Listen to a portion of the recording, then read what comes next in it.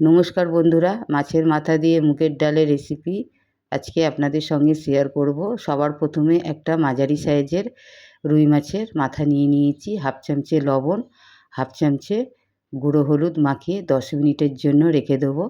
মাছের মাথা দিয়ে মুগের ডালের রেসিপি যখন আপনারা বানাবেন চেষ্টা করবেন রুই মাছের মাথা নেবার।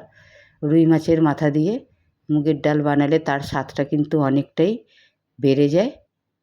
নুন হলুদ মাখানো হয়ে গেছে, 10 মিনিটের জন্য আমি রেখে দিচ্ছি। এক বাটি ডাল আমি 2-3 জলে ধুয়ে নিয়েছিলাম 10 মিনিট আগে। ধুয়ে ভালোভাবে জল ঝরিয়ে হাওয়াতে রেখে দিয়েছিলাম।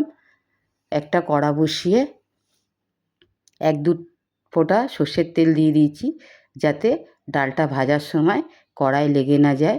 মিডিয়াম টু লো ফ্লেমে ডালটাকে ভেজে নেব যতক্ষণ ডাল থেকে সুন্দর গন্ধ না বেরিয়ে যাচ্ছে। ডালটা আমার ভাজা হয়ে গেছে। পরিমাণ মতো আমি জল এখানে দিয়ে দিচ্ছি। এর থেকে আর বেশি ডালটা ভাজবো না। 15 থেকে 20 মিনিট মিডিয়াম টু লো ফ্লেমে ডালটাকে সেদ্ধ করে নেব। সেদ্ধ করতে যতটা জলের প্রয়োজন জলটা আমি দিয়ে দিলাম। এখানে অল্প পরিমাণে গুঁড়ো হলুদ, অল্প পরিমাণে লবণ দিয়ে চাপা দিয়ে দেবো ভালোভাবে মিশিয়ে। 15 থেকে 20 মিনিটের জন্য মিডিয়াম টু লো ফ্লেমে চাপা দিয়ে সেদ্ধ হতে দেবো। 20 মিনিট পরে দেখুন ডালটা সেদ্ধ হয়ে গেছে 70%। এর থেকে বেশি সেদ্ধ করব না। বেশি সেদ্ধ করলে ডালের স্বাদটা সেরকম আসে না। গ্যাসটাকে আমি অফ করে দিচ্ছি। একটা মশলা বানিয়ে নিচ্ছি। একটা টমেটো, হাফ ইঞ্চি আদা, 3টে কাঁচা লঙ্কা আর 7-8 কোয়া রসুন আমি নিয়ে নিয়েছি। কড়া বসিয়ে পরিমাণ মতো সর্ষের তেল দিয়ে দিয়েছি। তেলটা গরম হয়ে গেছে, মাছের মুড়োগুলো ভেজে নেব। নমস্কার বন্ধুরা, মালার ওভেনে আপনাদের সবাইকে স্বাগত। মুড়োগুলো একটু কড়া করে ভেজে নেব। ভাজা হয়ে গেছে, একটা পাত্রে তুলে নিচ্ছি। বাকি মুড়োগুলো ভেজে নেব।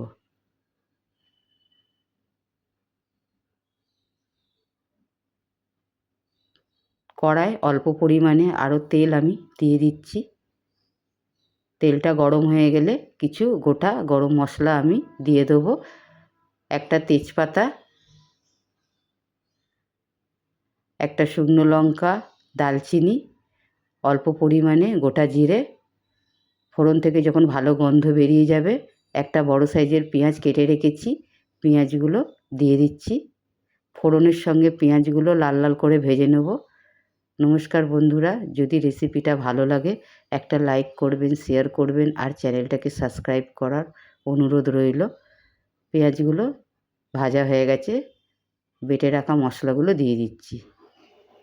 কিছু গুঁড়ো মশলা এখানে ব্যবহার করব।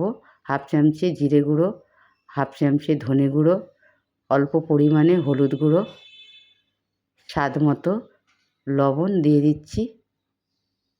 ভালোভাবে মিশিয়ে নেব।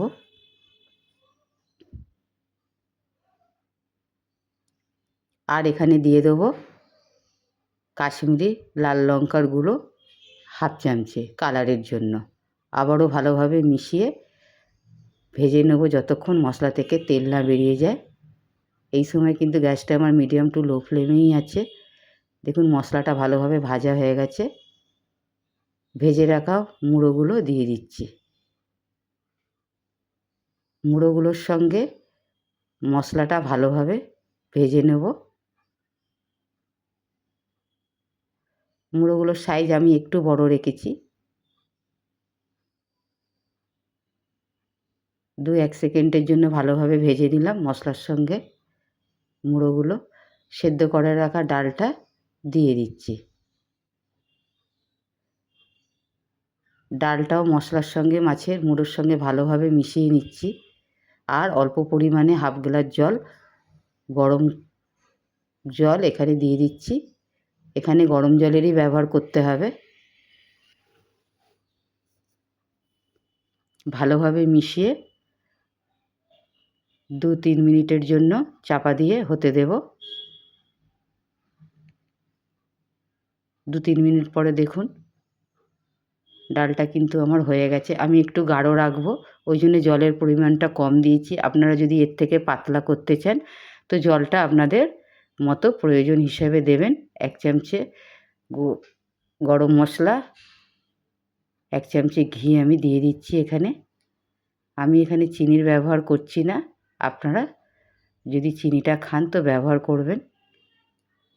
চাপা দিয়ে 2-1 সেকেন্ডের জন্য ফুটিয়ে নেব।